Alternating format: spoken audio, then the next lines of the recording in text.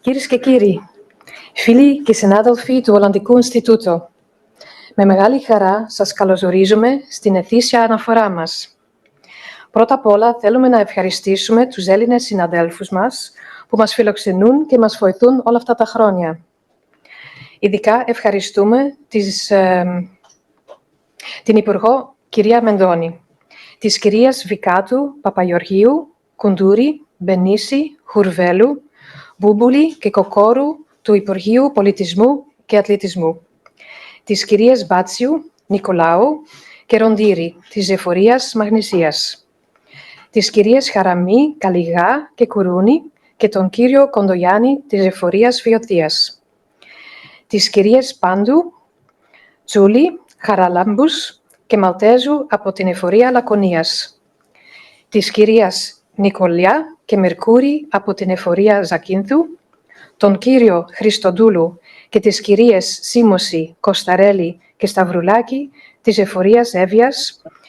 Να ευχαριστήσω τέλος και συνάδελφος, όπως ο κύριος Λόλος από το Πανεπιστήμιο Θεσσαλίας, ο κύριος Μπλάκλερ από το πρόγραμμα της Χαλκίδας, ο κύριος Πολίτης από την Ελληνική Εταιρεία Σπουδών Εγγύς Ανατολής, and all colleagues from the foreign schools, universities and museums in Greece, and the rest will be in English. We also want to thank the Netherlands Ambassador, Susanne Terstal, and her staff, with whom we maintain a warm collaboration.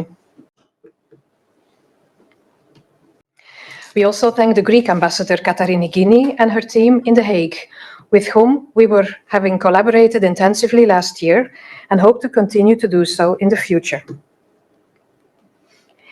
NIA would not be the vibrant institute without its great team.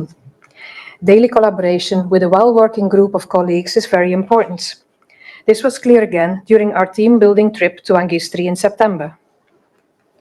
Being in one place, taking beautiful walks, and talking over a great meal is a strong recommendation for all institutes.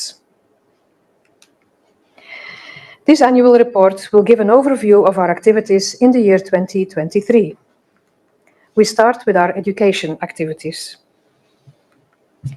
As every year, the NIA and the UvA Modern Greek Department Taalhuis Amsterdam organize 2 different levels of intensive Greek courses in Athens for students of our 6 participant Dutch universities, while external students are equally welcome. The summer school on urban heritage focuses on issues of heritage tourism and management, cultural heritage and climate change.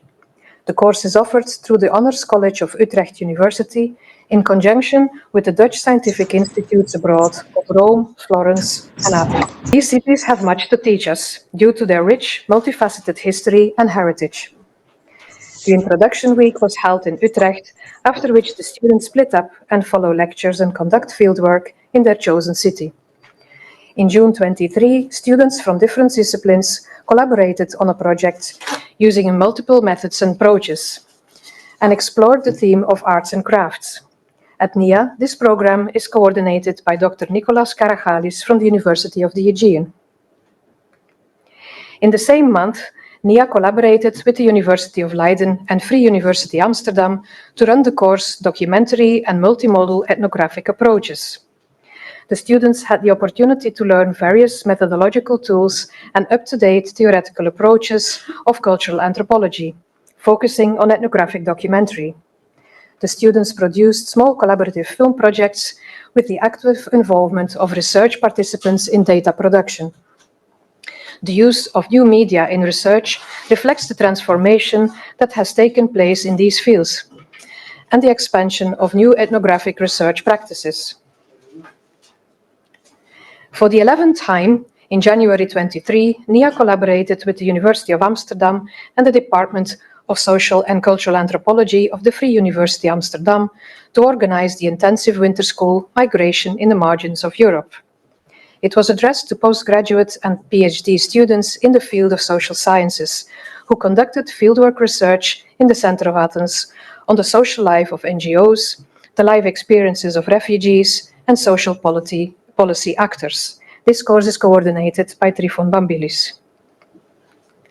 Now we turn to NIA's research activities. As mentioned previously, with the opening of the Trojanus collection in the library, we wanted to attract new scholars.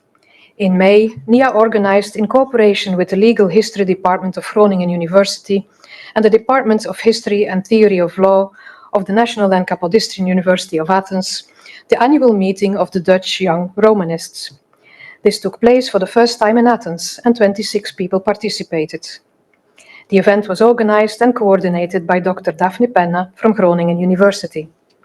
At the end of day one, our librarian Soteria Nicolou presented the Trojanus collection and informed the participants about the operation of the library.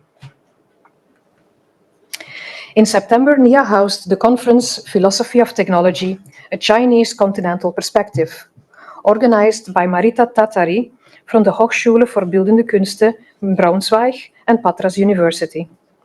The conference aimed to create a dialogue between, on the one hand, Yuk Hui, one of the most interesting contemporary philosophers on technology and based at Erasmus University of Rotterdam, and on the other hand, Susanne Lindberg, professor of continental philosophy at the University of Leiden and specialized in continental philosophy of German idealism, phenomenology, and post-structuralism. Two other experts on comparative Chinese continental philosophy, Fabienne Heubel and Keun Xia, also took part in the debates. In October, Dr. Milina Muzali, assistant professor from the Department of Philosophy of the University of Patras, and our colleague Emmy Macri organized a symposium on nature and human nature, as well as their interrelation in ancient philosophy and its reception in late antiquity. Cosmos and human being, philosophy of nature and metaphysics, manifestations of nature within human nature, were inter alia some of the topics that stimulated the participants in the subject of this symposium. Its publication is expected in 2025. The 4-day workshop, Consuming the Past, Modern Vines and Ancient Wines, contextualized the archaeological research on ancient wine production and consumption in terms of contemporary social identities and economic strategies. It was organized by Emily Hansam, Vladimir Stissi and Robert Witcher, with the support of the Wenner-Gren Foundation. The keynote lecture was delivered by Professor Maureen Carroll from York University. In January 23, I had the pleasure of launching a new lecture series and discussion forum entitled Techni, Making, Creating and Agency Networks in the Ancient Mediterranean World. This is a collaboration with the National Museum of Arts and History in Brussels, the National Archaeological Museum in Athens, the Archaeological Research Unit of the University of Cyprus, the École Française d'Athènes, and the University College Roosevelt in the Netherlands. In its first year, but the series continues, 6 lectures by scholars from Greece and abroad on topics related to cross-craft interaction and craft production were delivered in person and in live stream. These have been subsequently uploaded at NIA's YouTube channel. NIA also participated in organizing another seminar series entitled Atlas, Archaeological Topographies, Current Trends in Landscape Archaeology and Spatial Analysis. This seminar is initiated and co-organized by the Belgian School of Athens, the German Archaeological Institute in Athens, and the Dipylon Society for Ancient Topography.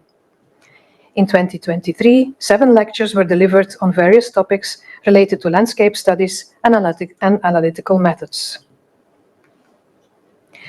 2 volumes in the series, Publications of the Netherlands Institute at Athens, came out in 2023.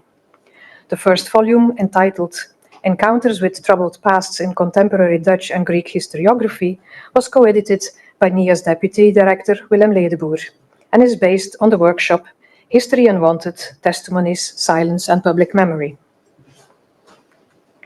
The second book is entitled Fields, Sherds and Scholars, Recording and Interpreting Survey Ceramics. This book was co-edited by the Institute former director Winfred van de Put. Both books are the outcome of conferences that took place in Athens just before COVID. NIA actively supports open access, so both volumes can be found online via NIA's library or website. We also enjoy cultural events in our agenda. In 2023, we continued our successful collaboration with Dimitras Koundouras, musician and professor at the Conservatory of Athens in the field of Baroque music. This resulted in a musical lecture on the life of Dutch composer Jacob van Eyck and his influence on the European cultural life of his era. NIA also contributed to the organization of Elefsina Cultural Capital of Europe 2023 as a communication partner. NIA awards yearly several grants to young and upcoming scholars. The stipendia help PhD students in their final year. The grants are open to MA students. The residence grants help people to carry out their research through a stay at NIA. And the development grants support MA students to orientate themselves towards a future in academia. In 2023, several young researchers could collaborate with the Wiener Laboratory of the American School of Classical Studies in Athens because of these grants. In the context of the visiting professorship program, Dr. Paschalis Peglivanis, assistant professor at Utrecht University, worked at NIA during May 2023 on his project about Greek diplomacy under the dictatorships of the colonels. In 2023, NIA's library focused on enriching the book collection, both in print and in open access. In July 2023, we appointed Sotiria Nicolou as the new permanent librarian of the Institute. That gave us the opportunity to expand the NIA library opening hours, and we welcome you all very warmly. You're actually sitting in it today. We move now to some of NIA's public outreach events. In November, 2 such events took place in the Netherlands. At the Free University Amsterdam, a special screening was organized of 1,000 square meters of time, Maro Anastopoulos' award-winning documentary about the NIA excavation in Iraki in Laconia. The screening was attended by archaeologists, students of visual ethnography, and the wider public. Later that week, we had the privilege to present NIA's work to a broad Dutch-Greek audience during an event that was organized with and initiated by the Greek Embassy in The Hague, and which took place at the University of Amsterdam. After an introduction about the history and the mission of the Institute, 3 young scholars and students who stayed at the Institute with the support of a NIA scholarship informed the audience about their research projects and their Athens experience. We also had the opportunity to present the backgrounds and first results of the fieldwork project, The Hinterland of Medieval Chalkida. The project is directed by Ioannita Vroom of Leiden University in collaboration with the efforts of Antiquities of Evia. In March, at the new Archaeological Museum in Chalkida, more than 150 people attended a meeting with highly informative presentations. Among the speakers were the former director of the efforts of Evia, Dr. Angeliki Simosi, the deputy director of the efforts, Dr. Dimitris Christodoulou, the leader of the Greek archaeological research team, Dr. Alexandra Costarelli, the leader of the Dutch archaeological research team, Professor Ioannita Vroom, Dr. Konstantinos Politis, the director of the Hellenic Society of Near Eastern Studies. In June, a second meeting entitled Medieval Messapia was organized by the University of Leiden, NIA, the Hellenic Society of Near Eastern Studies, the municipalities of Dirfis, Messapia, and the Eferet of Evia, this time in the central square of the town of Psachna. Speakers included Dimitris Christodoulou, Alexandra Costarelli of the Eferet of Evia, amongst several others. The year 2023 was also a year of upgrading our online presence.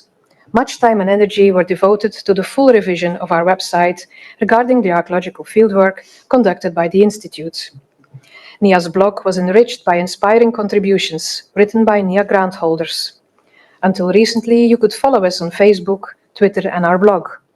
Since September 23, you can also follow us on Instagram and LinkedIn. So come and join us there as well and be informed of all the wonderful activities that we organize. In the unlikely event that you miss these or you want to enjoy them again, YouTube will serve you. Let's turn now to the fieldwork projects conducted in 2023.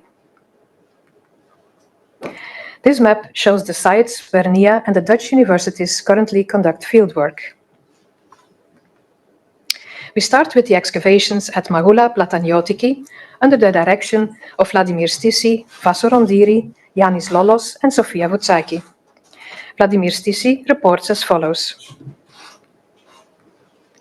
In our 23 field season, We excavated in 5 areas within the existing 14 by 9 meter perimeter of the trench, 2 in the northern part of the trench and 3 south of the narrow east-west street that divides the area.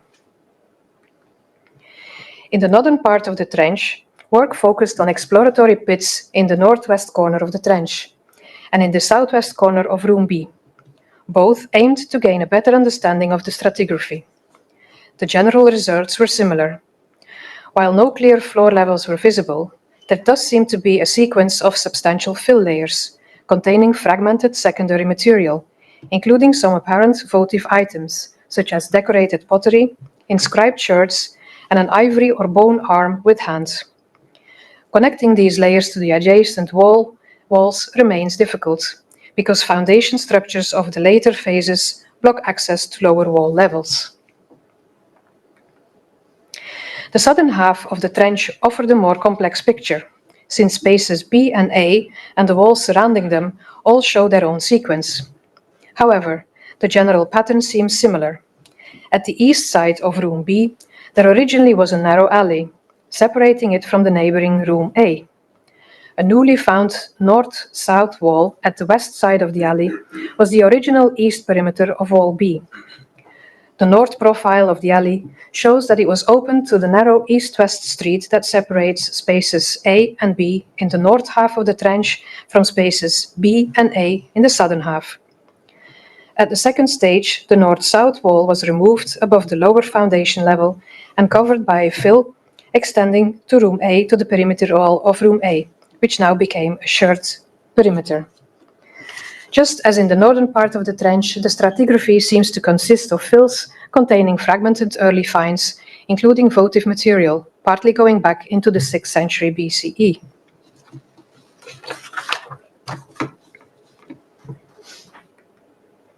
The situation in adjacent Room A is more complex. First, we encountered a fill consisting of large fragments of mud brick and tile, already partly excavated in 2022. Fragmentation and the incompleteness of the tiles indicate that this fill was brought in. In the western part, directly below this fill, we uncovered the partial remains of 2 plastered floor levels, separated by thin levels of clay or soil. In the southeast corner, we encountered a round stone disc, probably a lid, on top of the upper plaster layer. This may be related to a second remarkable find in the southwest corner, at a slightly lower level, a well, made of barrel-shaped ceramic segments of about 70 centimeters in diameter. The upper plaster layer is missing in this area. The well is clearly dug in the lower plaster layer. Both plaster floors, and probably also the well, seem to be connected to the oldest excavated wall face on the north and west sides of Room A. These walls clearly show 3 building phases. Preliminary study of the pottery suggests that the deepest excavated layers are not earlier than the mid-5th century BCE. Since the latest use phases of Room B and A seem to have ended by the 346 BCE destruction of the site, this implies that the 3 visible construction phases all occurred within a century. The use of the excavated spaces remains unclear. The presence of votive material in the fills might indicate that this was a sanctuary area in the 6th century, but there is nothing indicating that this was still the case in the 5th century.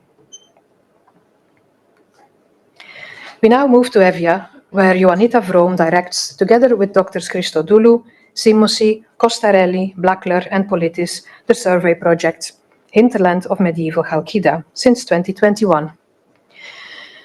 During the summer of 23, the second systematic fieldwork campaign of the HMC project was undertaken by a Dutch-Greek international team. This archaeological endeavor is organized by the collaboration between Leiden University through the Netherlands Institute in Athens, the Ephorate of Antiquity of Evia, and the Hellenic Society for Near Eastern Studies in Chalkida. The region is defined by the valleys between the Lilas and Mesapion rivers to the north and east of the modern city of Chalkida, covering a research area of roughly 30,000 square meters. The project highlights the medieval and post-medieval periods, including Byzantine, Crusader Latin, and Ottoman times, from circa the mid-4th until the mid-20th centuries. Until recently, hardly any systematic archaeological study, let alone an intensive field survey, has been undertaken to shed light on the material remains of the Crusader Venetian or Ottoman presence on the island. To address this, the main research activities of the project in 2023 encompassed an extensive survey in this research area, an intensive survey on 4 selected sites, a trial trench at Castries, material analysis of the collected finds, archaeometric analysis, public outreach events for adults and children, and village interviews. Additionally, all topographic maps ranging in date from the 13th to the 20th century CE, satellite and aerial imagery, and Venetian and Ottoman writing documents, written documents, and administrative records were examined. On the map here on the left, one can distinguish sites that were visited during the 2023 extensive survey in the Messapian Valley region and the Levantine Plain. Over 60 sites were recorded and documented, ranging from still-standing structures including churches, towers, and fortifications, to mills, cisterns, bridges, and pottery scatters. An intensive survey was carried out on 4 sites: Castries, Figues, Balelecas, and Carauli. At each site, different strategies were employed and diverse results emerged. All sites were documented using photography, drone footage, and measurements taken by GPS and total station. At Castries, a strategically located plateau site that overlooks the Messapian Plain to the south, a trial trench was conducted to the north of Structure 5. This trench yielded many finds of pottery, glass, and metal, most which date to the 13th and early 14th centuries. Furthermore, non-articulated human remains were identified and excavated, among which an adult, individual, and infant burials. Drawing of features in medieval towers were carried out, and wood and mortar samples were taken from 7 towers for analyses. The wood samples have been subjected to radiocarbon testing. The physico-chemical testing of 18 mortar samples took place at the Democritos Laboratory of Archaeometry here in Athens. Their results provided evidence for different construction phases of the medieval towers and for 2 sources of the materials used in the mortar samples. This work is ongoing. The project members would like to thank the entire staff and guards at the Ephorate of Antiquities in Chalkida for their wonderful collaboration. Many thanks also go to the municipality and local community of Psachna, all collaborators, and all Leiden students for the field school season in 2023. From the Leiden-Cambridge Boeotia project, John Bindliff reports as follows. The Boeotia project continued with restudying the ceramic finds from earlier surface seasons in the Thebes and Thespies museums. In the field, Liv Donnellan from Melbourne University and John Bindliff prepared for a future monograph on the Paleopanagia rural district by taking drone photographs of all 33 sites discovered in the 1980s. This technology gives an unparalleled view of how ancient sites are situated in their immediate landscape and in relation to each other. This particular district is highly fertile, and Greek and Roman estate centers sit closely packed within view of each other. Finally, the Leiden University-based project called An Empire of 2000 Cities and funded by an ERC grant between 2012 and 2017 aimed to catalogue every city in the High Roman Empire and analyze their location, number, size, and geographical setting. The current total is 5,888 urban centers. A team of 6 PhD and 3 postdoctoral researchers has been employed, each to investigate a number of provinces. As field training for the research team into ancient urbanism, they all have taken part in the 2 NIA-sponsored field seasons in Boeotia, both at ancient Haliartos, seen here, and at ancient Hyatos, where they were taught in field schools run by Professor Apostolos Saris, now at the University of Cyprus, to undertake and interpret extensive geophysical survey. Multiple monographs and papers have appeared, and more are to come. We have come to the end of the report of the activities of the Netherlands Institute, and I would like to take now the time to introduce our speaker for tonight. Professor André Lardinois is Professor of Greek Language and Literature at Radboud University in Nijmegen. He was trained as a philologist and obtained his PhD degree in classics from Princeton University on his thesis entitled Wisdom in Context, the Use of Gnomic Statements in Archaic Greek Poetry. And I have to be careful not to say pottery. He works as visiting lecturer at Rutgers University, and within the same year, he took up the position of assistant professor at the University of Minnesota. In 2001, he became professor at Radboud University in Nijmegen and the Radboud Institute for Culture and History. André specializes in early Greek poetry and classical drama. He has published works on Greek poets such as Homer, Hesiod, Sappho, and Sophocles. His research interests also focus on Greek religion and mythology. André is member of the board of Oikos, the National Research School of Classical Studies in the Netherlands, through which he has visited Greece together with his lucky students on numerous occasions. André serves as Vice Dean of Research at the Board of Directors of the Faculty of Arts and as Vice Dean of Research at the Faculty Board, both at Radboud University.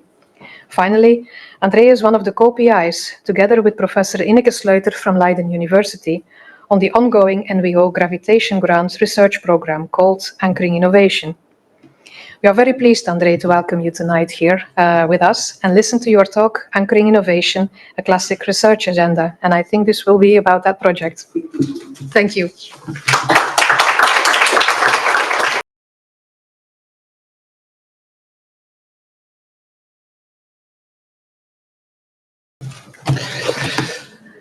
Well, thank you, Anne, for that kind introduction and for the invitation to speak here tonight. You may be surprised that someone who studies classical antiquity stands before you to tell you something about innovation. But this is in fact not so strange. In 2011, the Dutch Research Institute TNO published a report that stated that a successful innovation depends for only 25% on technological progress. A full 75% depends on what they called the human factor. And this human factor is something that the humanities knows about. A good example of a technological innovation that failed because it did not take sufficiently account of the human factor is the vaccine that was developed 10 years ago against the virus that causes cervical cancer.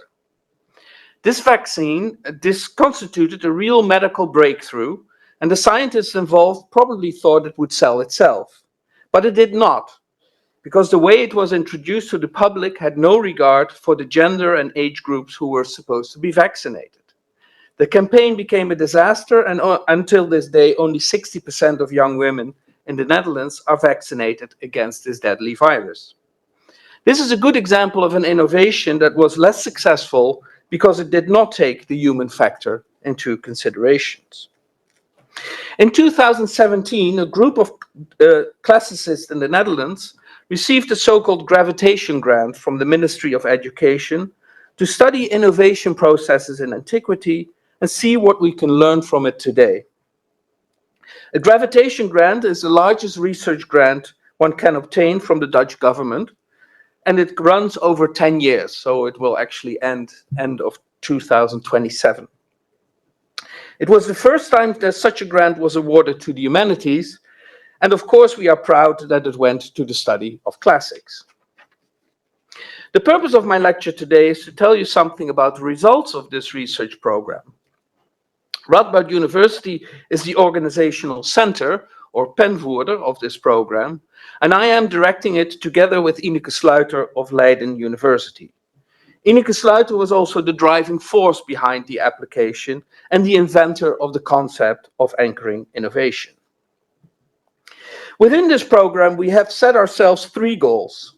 First, we want to solve a paradox within the study of classics itself. So, a paradox within the study of antiquity itself. The Greeks and Romans were extremely innovative.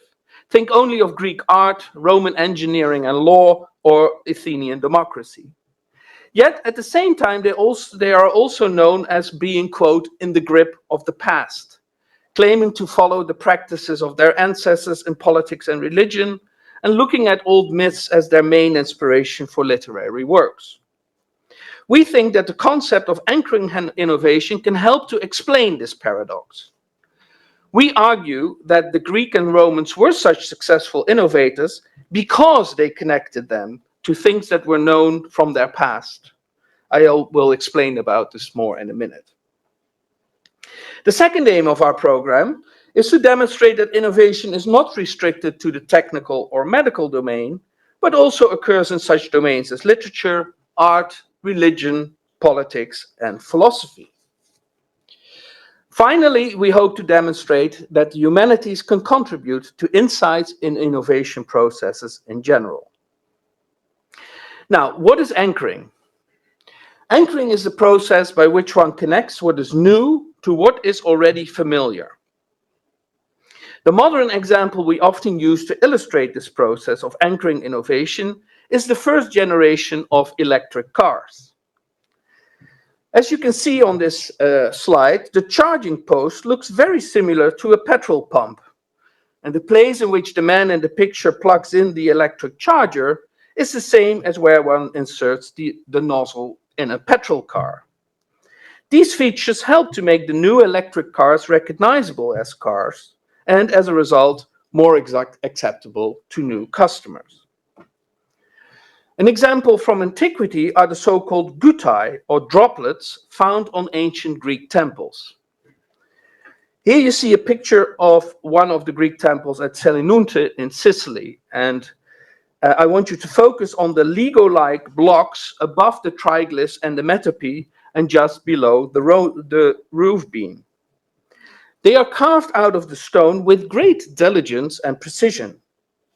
According to the Roman architect Vitruvius, they are imitations in stone of the wooden pegs that used to connect the roof to the lower structure of the temple when it was still made of wood. They therefore would have served no practical purpose except to make the new stone constructions look similar to the older wooden temples. And in that way, they helped the new stone temples to become acceptable as places of worship. These are two examples taken from the technical domain, but as I mentioned before, one of the aims of the program is to show that innovations also occur in other domains, such as religion, literature, and politics. But before we look at these domains, let me say something more about the metaphor anchoring itself. In principle, we can distinguish two types of anchor. There is the anchor that is tied to a boat, or in this case to the poor butterfly. But there are also the anchors that mountaineers use to gradually advance along a slope. That is the kind of anchor we mean, one that brings innovations further. And often we see in innovations that they take incremental steps, just like a mountaineer does. Let me take again the example of the modern car. The first car looked like a carriage. It's actually anchored in that type, the type of carriage, like the stone temple and the wooden one. But then we see the car type slowly develop into models of modern cars, which each model taking as its anchor the previous type. And similarly, the next generation of electric cars don't have to do plugged in anymore where the first generation was, because they built on the earlier type of electrical cars. So far, I have explained the concept of anchoring with examples taken from the technical domain. But another aim of the program is, as I said, to show you that innovations also occur in other domains, such as religion, literature, and politics. We are interested to see if innovation processes in these domains follow a similar pattern as in the technical domains, or a different one, and if they make use of the concept of anchoring as well. In the first phase of the program, which ran from 2018 until 2022, we looked at innovations in a number of human domains divided over 6 work packages. The first of these domains is language and rhetoric. When people speak with one another, they inevitably rely on words and concepts, but also on background information that speaker and listeners hold in common. This is called the common ground in linguistics. which can be considered as the anchor in which the new information that the speaker provides is grounded. However, this common ground does not have to exist in reality, but can also be suggested by the speaker. I can say, for example, as you all know, Amsterdam is a filthy city, and then I pretend that we all know that this is the case and that this is part of our common ground, even if you might disagree with it. Similarly, what is old and what is new in anchoring strategies is negotiable. I can present something as new that is old and vice versa. The next domain we looked at is literature and art. In this domain, we see major innovations in antiquity. An obvious one is Greek art, but in ancient literature, we see great innovations as well. All major literary genres that we know today in Western literature were developed at some point in antiquity. Epic, lyric poetry, drama, historiography, even the novel. Various processes were used to anchor these innovations.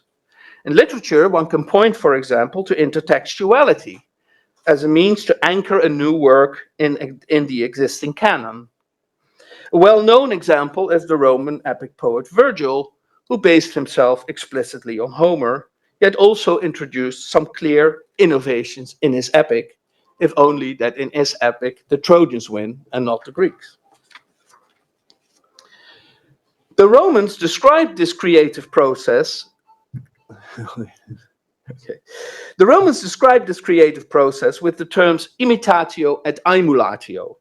One had to imitate famous predecessors, but at the same time add new elements that could compete with the old writings. But the changes in literary genres are just as incremental as we have seen in the development of the modern car. One did not go from Homer's Iliad and Odyssey straight to Virgil's Aeneid, but the epics of Theocritus, Ennius, and many others intervened and contributed to the gradual development of the genre. Each new epic is anchored in the previous one and adds its own changes, just as the different car models do. Finally, the study of ancient literature teaches us that anchors can have different meanings for different groups. I examined the use of Sappho as a model for male and female poets in the Hellenistic period, and concluded that the male poets used her as an anchor to speak as a poet about feminine behavior. So to introduce female characters and how they speak. But the Greek female poets, such as Irina and Knossos, use her as an anchor to speak as a woman poet, which is a subtle but significant difference. In the domains of philosophy and religion, the ancients also introduced some significant changes. In the case of Socrates, we see a very interesting use of anchors with which to explain his philosophy. He did not choose his philosophical predecessors as his example, most likely because his philosophy constituted a break with them. Instead, he chose as his anchor a contemporary phenomenon. He compared himself to a midwife who helped his interlocutors to give birth to philosophical ideas that were already hidden in them. In doing so, Socrates also made a genealogical argument. His mother had been a midwife, and therefore he claimed he was so good at it as well. Anchors, therefore, do not have to lie in the past, but they can also be taken from contemporary life. We call this the difference between horizontal and vertical anchoring.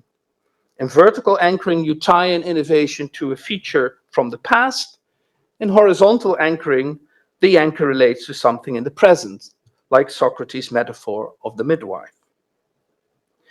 In religion, we can point, of course, to the major innovation of Christianity, a complete new religion that by the end of antiquity had replaced all pagan religions in the Mediterranean world, and itself helped to inspire the religion of Islam. But Christianity was in fact not so new. It was based on Greek philosophy and mystery cults on the one hand, and Jewish religion on the other. It had, as it were, 2 or 3 anchors, and it was precisely the combination of different sources that made it so new and unique. In the next domain, that of politics, law, economy, and the military, we can again point to major innovations. From the Greek phalanx to Roman law, and from the invention of coinage to the development of Athenian democracy. About the latter two, coinage and democracy, and how they were anchored, I will speak later. Here I would like to briefly discuss Augustus' establishment of his sole authority as emperor at the end of the Roman Republic. This followed after a major crisis in the Roman state, triggered by no less than 3 civil wars, following closely on one another. Crises are major sources of innovation, if only because things have to change then. At the same time, it's not so easy to find anchors for these changes in a crisis, because the preceding period is that of the state in crisis. That's what caused the crisis. So you have to go further back to find anchors. And therefore one can see that Augustus, in finding anchors for his new sole rule, reaches back to the beginnings of the Roman Republic, when things were still in order, or even to the period of the Roman kings, who, like him, possessed sole authority. In examining innovations in Greek and Roman antiquity, we did not neglect the realm of technology completely, in part because we are interested to see if anchoring in this domain works similarly to that of other human domains. Our 5th work package was therefore devoted to technology, science, and material culture. I already mentioned the Greek stone temples that imitate the older wooden ones. Another example are the Roman roads, which are wonders of technological innovation, but their tracé in Gaul and in the Low Countries followed for the main part that of the older Celtic roads. And Brysbaert actually had a project in this work package as well, in which he, together with a postdoc, examined mimetic design as a building guide during the Greek Bronze Age. And I'm very pleased to see Sophia Futsaki in the audience, who also worked on Mycenaean buildings and the way they used innovation. Our 6th and last work package in the first phase of the program was devoted to the reception of antiquity in modern times. How classical antiquity itself was used as an anchor to promote or defend new ideas in our own society. A painful example is the way Italian fascism presented itself as a continuation of the ancient ideals. On the screen you see a medallion issued in 1933 on which Mussolini is depicted wearing the lion skin of Hercules. Beneath it is written in Latin the title of his rulership, Dux, which is Latin for Il Duce. In this next slide, you see Mussolini standing next to a statue of Augustus, whose assumption of absolute power had to be anchored in early Roman tradition. And so here we see that Augustus functions in turn as an anchor for Mussolini's dictatorship. Unfortunately, the far right continues to use images from antiquity to legitimize its claim. Here you see a demonstration of Pegida, the group in Germany who resists itself against foreign migrants. And you might see that they are carrying this flag. And does anybody know where this flag comes from, or where its symbol comes from? It's the lambda from the shield that the Spartans used. They all were shields wearing the lambda of Lacedaemonioi, which is described in Plutarch, which is unlikely that the Pegida people got it from there. Does anybody know where they got this image from? 300. The film 300, exactly.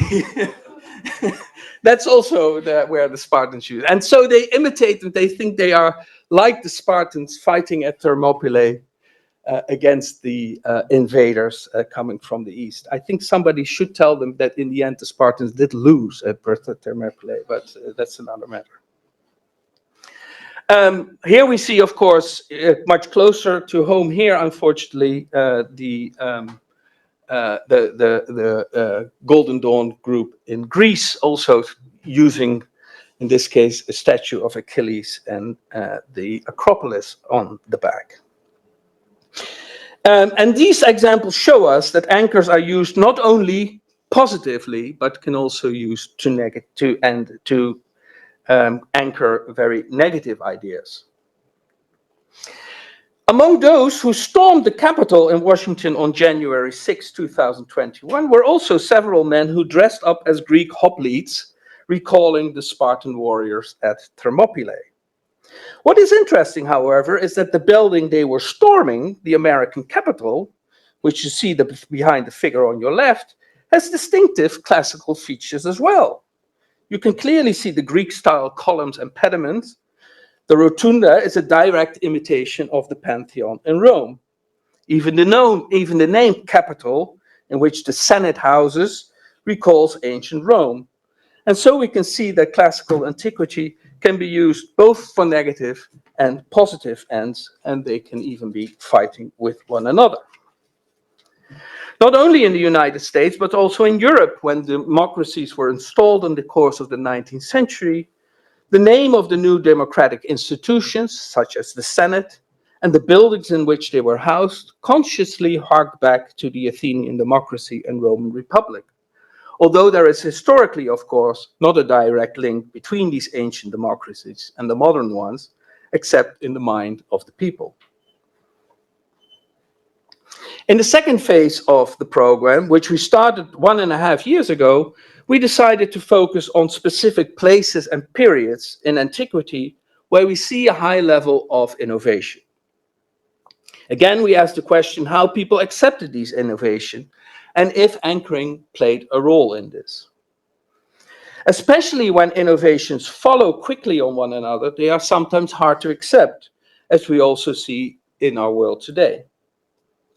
Because of the place we are today, I have decided to highlight in my talk the innovations that took place in classical Athens. This is also the period in the program I work on and that I know best. I find a whole range of innovations in Athens in the 5th century. There is, first of all, of course, the democracy.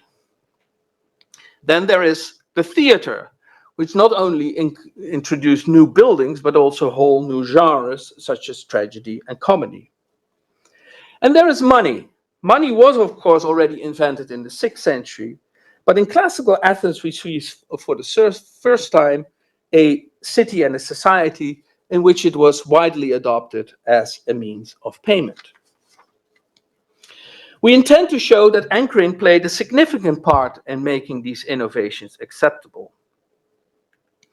Cleisthenes, one of the founders of Athenian democracy, for his reforms, divided Attica in 10 new tribes, which is quite significant if you see how hard it is today, for instance, in Holland, to bring 2 villages together to decide to divide the whole country in 10 new segments is quite enormous. How did he manage to do that? Well, he decided to name these tribes after Athenian heroes from mythological times, so they at least got a familiar name. And then he went to Delphi to ask Apollo if these were the correct names for his 10 new tribes. Note that he did not ask if it was a good idea to divide Attica into 10 tribes. He only asked if the names he gave them were the right ones. Apollo consented, and in this way legitimized Cleisthenes' reforms. And Cleisthenes' reforms actually show 2 very powerful anchors that return again and again. One is religion. If you can say that religion is on the side of your innovation, that is a very powerful argument for people to accept it. And the other is tradition, like the mythological past. If you can say, well, it already happened in mythological times, that's of course another very powerful argument for having people accept a change. In Athens, a monument was erected also on the Agora, in which bronze statues of the 10 eponymous heroes of Athens were set, and the base of this monument can still be seen on the Agora today. In Athens, a discussion subsequently ensued about who the real inventor of democracy was. Cleisthenes, the 5th century reformer, or Solon, the 6th century lawgiver, or even the mythical King Theseus. In reality, the democracy had been a slow process of incremental changes, in which the Athenians found themselves to be in the 5th century. However, that they had more or less stumbled by accident into this new political constitution was for the Athenians difficult to accept, as it would be for any people. And they therefore attributed the invention of democracy to one particular wise or competent man. This could be Cleisthenes, Solon, or Theseus. We speak in such cases of an invented tradition. And this offers important insights for the anchoring innovation program as well. It shows that the anchor that is used does not have to be historically correct. It is enough that people believe it to be correct. Now, the theater I mentioned was new as well, but of course it made use of the orchestra, the old dance floors, which had already been part of Greek cult and festivities. And itself, of course, the genres depended very much, at least in the beginning, on the choruses, which were also a feature of Greek culture and religion already for much longer than the 5th century. In the case of money, they decided to put the head of the city goddess Athena on their coins, which is again using religion as a means of persuading people that they should give a cow in exchange for a little block of silver. In modern money, we still see this feature. For instance, on American money, it's written, "In God we trust," or they use the image of Washington, an old hero from the past, at least on the old quarters. In Dutch coins, we find the face of our king, Willem-Alexander. But here we can question who is anchoring who. Is the figure of Willem-Alexander really the one that persuades us to use coins? Or is it the other way around? Coins are used, we are already very familiar now to the use of coinage. And it's actually the fact that Willem-Alexander is allowed to put his portrait on our coins, which anchors him and shows that he is our new king. There you can see again that something which, just like Augustus, something that had to be anchored in the past can later be used to anchor something new.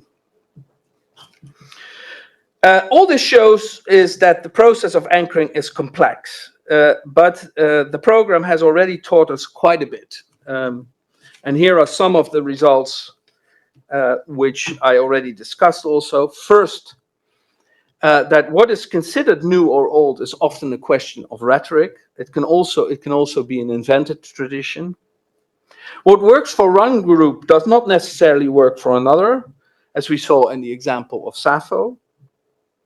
We can distinguish between horizontal and vertical anchoring in historical phenomena or contemporary ones. You can find examples of double anchoring, for example, in the establishment of Christianity. And anchors can be used to effect incremental changes, as we saw both in the development of literary genres and in modern cars. And finally, anchors can be used for good or for bad purposes. We hope that these findings help people who wish to innovate, but also to inform the larger public how the acceptance of innovation work and how they can be manipulated by the false claims of anchoring devices. We work with different partners to spread this message. One is Musea. We already organized a large conference about the Roman Emperor Domitian, in which the way he legitimized his rule was one of the aspects shown in the exhibition. We have also given workshops at different Dutch ministries, including the Ministry of Economic Affairs, about the importance of anchors in making innovations, but also in making policy changes acceptable. And we made educational packages about ancient and modern innovations for schools. And of course, lectures like these help to spread the word as well. I would like to end my talk by making it clear that we as classicists don't claim to be the only ones who know something about innovation. On the contrary, we are well aware that this has been a subject of study in the technical sciences, in economy, and in the social sciences for a long time as well. A complex issue like innovation and the way it works demands the input of all disciplines and approaches. All we ask as classicists and representatives of the humanities is a place at the table where innovation is discussed. Who knows, that final piece of the puzzle may come from a classicist.